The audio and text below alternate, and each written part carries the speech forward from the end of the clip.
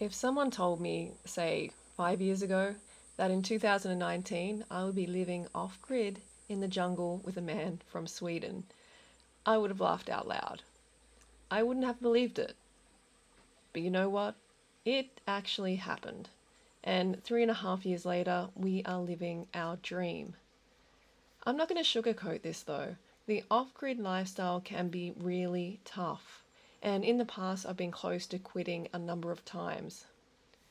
Monsoonal rains, cyclonic winds, the isolation, insects, living disagreements, unreliable internet, they are undeniable challenges. So you were probably thinking, then why the heck are you living like that? Well, there are many reasons. I lived in a city for 20 years, and I know most of you do too. City life is pushed as the most desirable lifestyle, and as a result, more than half the world's population now inhabits cities and towns. Sure, it's fast paced, exciting, stimulating, and convenient for some things. However, it comes at a price. This high stress environment is also a place of immense spiritual burnout.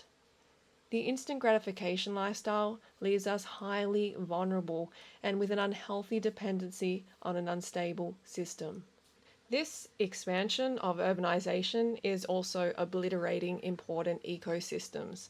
It's literally turning dense forested areas that were once rich in wildlife into dry, polluted concrete jungles. As the Cree Indian prophecy goes, only when the last tree has been cut, the last fish been caught, and the last stream poisoned, will we realize we cannot eat money. We have to start planning for the future. You've probably never thought about what you would do if there was no food suddenly on the supermarket shelves, or no water flowing through the taps. What would you eat? Where would you go?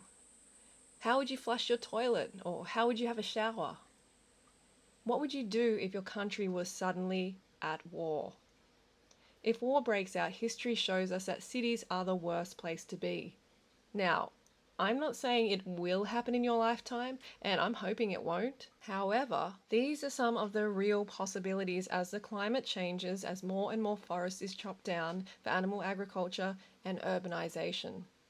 So not only do I value my health and want to eat the highest quality food, but I see a problem spending the rest of my life dependent on others for my food. More than 4 billion people are reliant on an unsustainable, environmentally destructive system that is heading for collapse. The food forest we are growing is an investment in our future, but not only ours, but also the human species and non human animals, and ultimately the planet.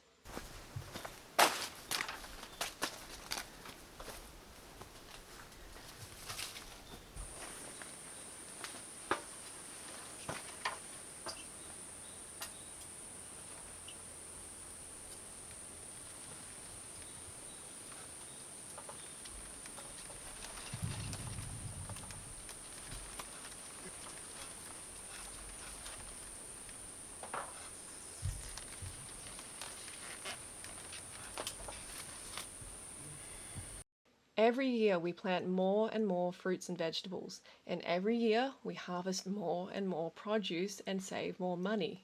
Between the two of us, we are saving in food cost around $150 a week, and as time goes on, that will increase exponentially.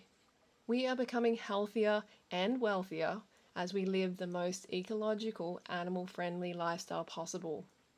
And eventually, we would have paid back the initial cost of the land through savings we made from eating from the land. Depending on the time of year, we now eat the majority of our calories from our food forest. We are growing huge bunches of bananas, some weighing as much as a child. These organic homegrown bunches are completely natural, no fertilizers, no chemicals, and these big bunches can save us up to $100 each, and that's including driving to the supermarket to purchase organic bananas. We generally pick them a little earlier to avoid fruit fly stings, and we always leave some fruit on for the insects and animals to encourage a healthy ecosystem.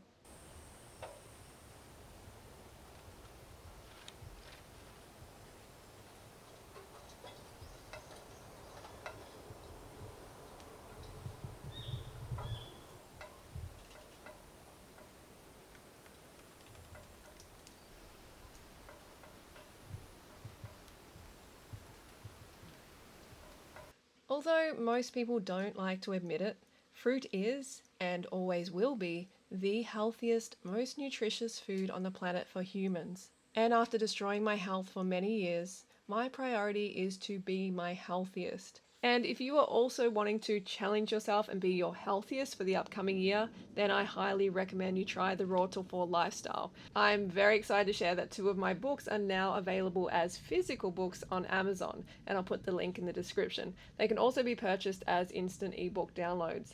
I lost 40 pounds and saved a ton of money by using the guidelines within these books, so of course I highly recommend them.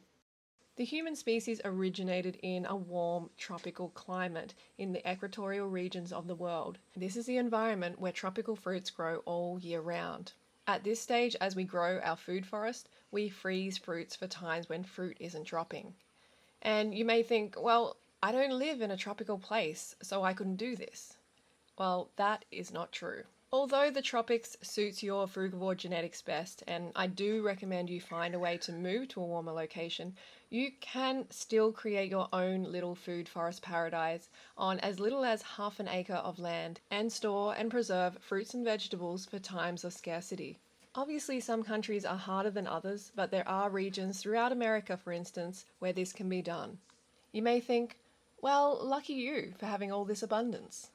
Actually, luck has nothing to do with it. Hard work, consistent focus, and education does. As I stated earlier, there are many reasons why I prioritize living in the tropics and growing my own food. But one major reason is because I educated myself and discovered that humans are frugivores.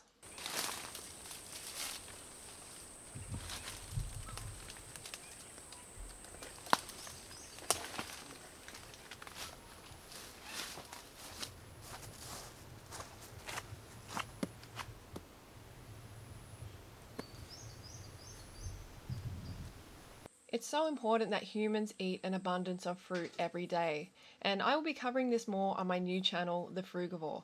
You can subscribe by following the featured card or link in the description. So yeah, we are frugivores, which means we are a member of a family of animals physiologically designed to get the majority of our calories from fruit.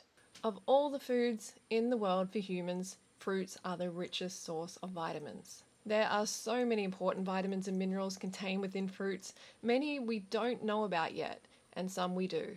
And one that is of utmost importance is vitamin C, which is crucial for normal physiological function in our human bodies.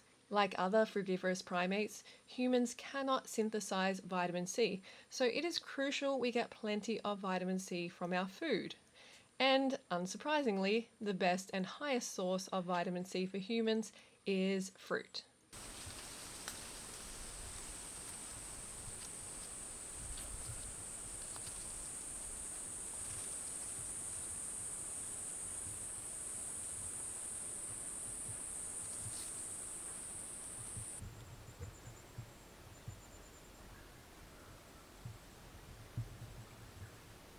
Science is beginning to recognize the importance of increasing vitamin C intake.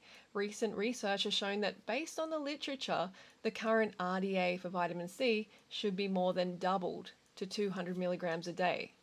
And personally, I would double that again. That means a lot of Westerners, for instance, are vitamin C deficient or on the borderline. Various studies in the USA and Canada, for instance, have shown that college students can be severely deficient in vitamin C because they usually have a pretty shitty diet.